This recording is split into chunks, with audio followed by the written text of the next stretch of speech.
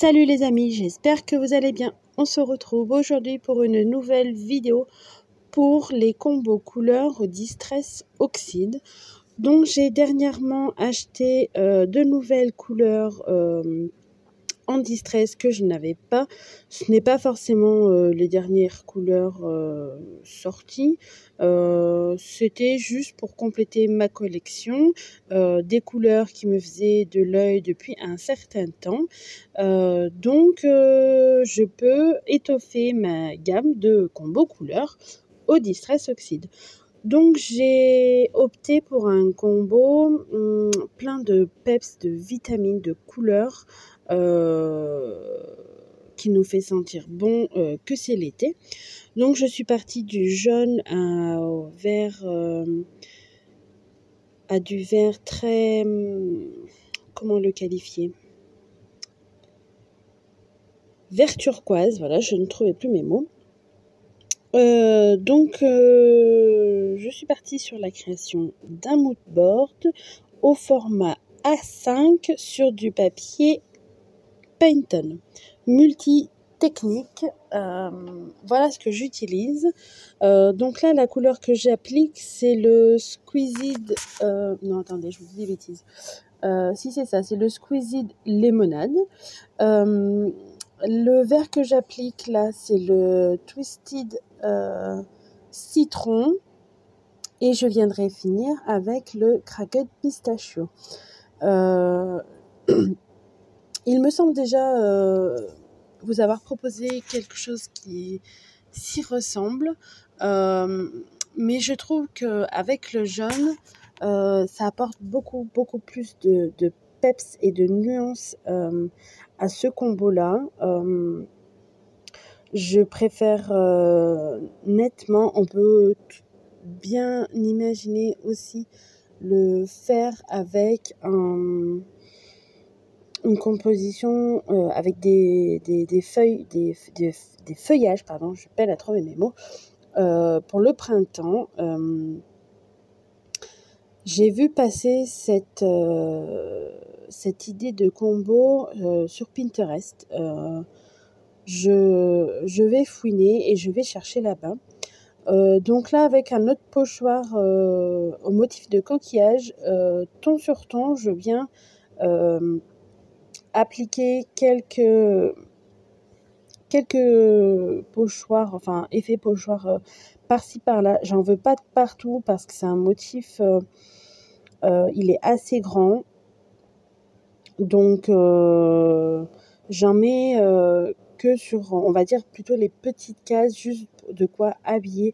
Et vu que je fais du ton sur ton, là la caméra vous le voyez presque pas, et en vrai je suis restée assez discrète. Je n'ai pas surchargé ma mousse d'encre. Je suis restée dans quelque chose de plutôt discret cette fois-ci. Pour ne pas que ça saute à l'œil au premier abord, parce que je ne veux pas que ça soit ça l'élément principal de ma composition, mais plutôt que ça se fonde dans le fond. C'est pour ça que j'ai fait du ton sur ton. Donc là, j'ai pris le Magical blanc que j'ai. C'est le Milky... attendez que je retrouve le nom. Le Milky Way White. Et je viens en faire des taches. J'aime beaucoup faire ça. Je trouve ça très joli. Donc là, je vais mettre en couleur avec vous une petite sirène dont j'ai déjà fait la colorisation des autres tampons. Je suis à rester quasi dans les mêmes couleurs. Pour la couleur peau, j'ai fait partout pareil. Donc je vous l'ai noté à l'écran. N'hésitez pas à mettre pause si vous n'avez pas eu le temps de lire les numéros, si vous ne les voyez pas correctement à la vidéo. Donc là, j'ai essayé de chercher un teint de peau plutôt rose, mais pas rose pimpant, on va dire, un rose assez naturel. Je suis toujours à la recherche de nouveaux combos comme ça.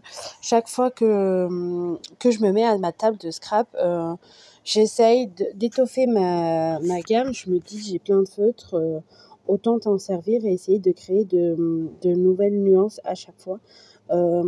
Donc là, pareil, j'ai utilisé 3 feutres pour les cheveux de la sirène.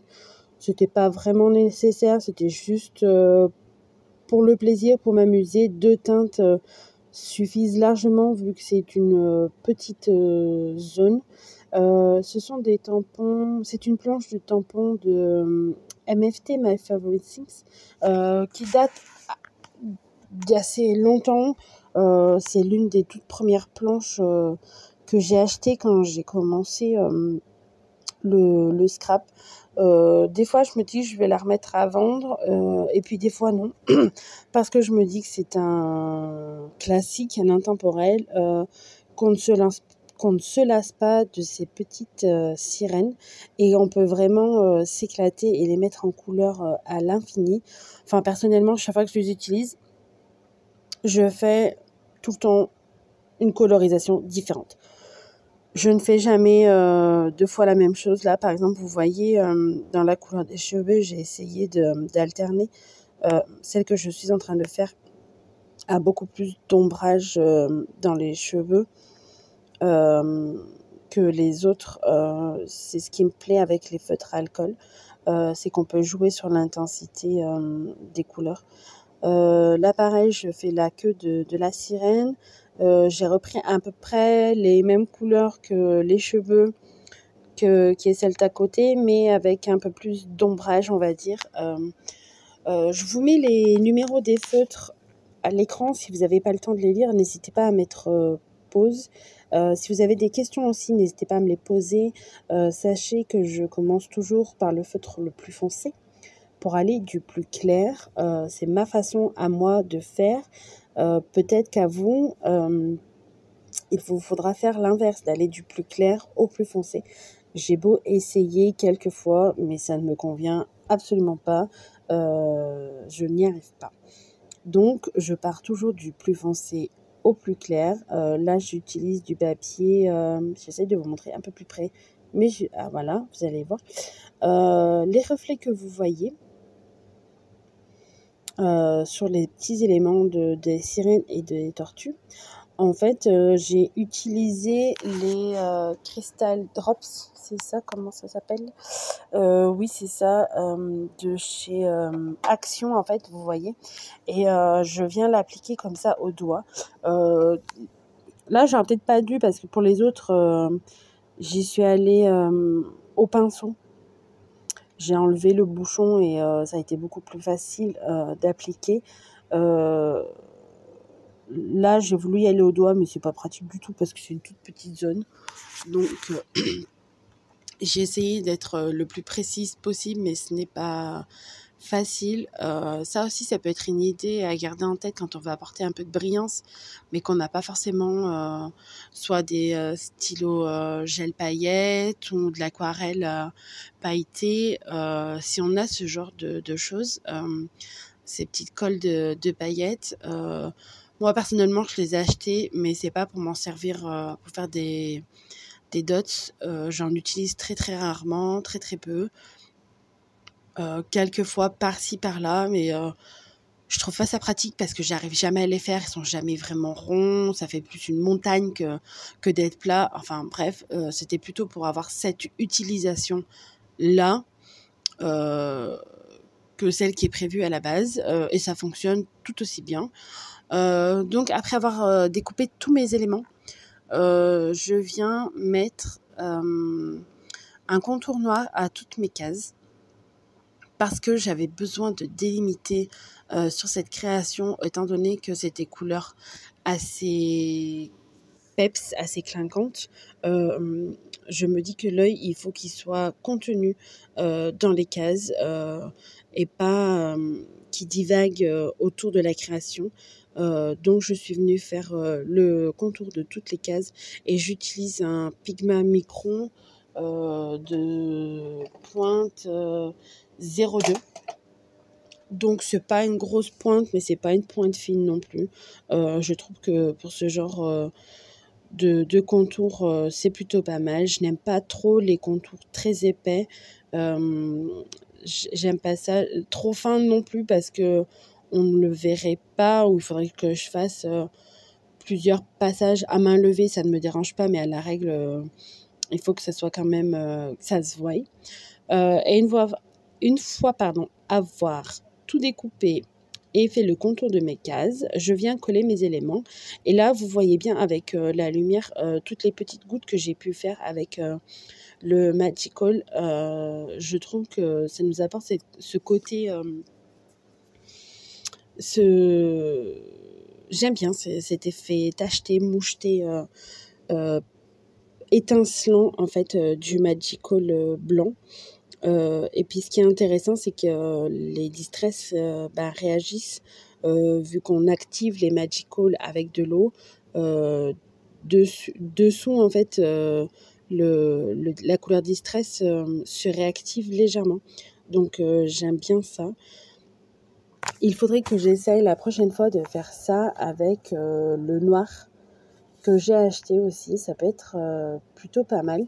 Donc j'essaye de caser tous mes éléments.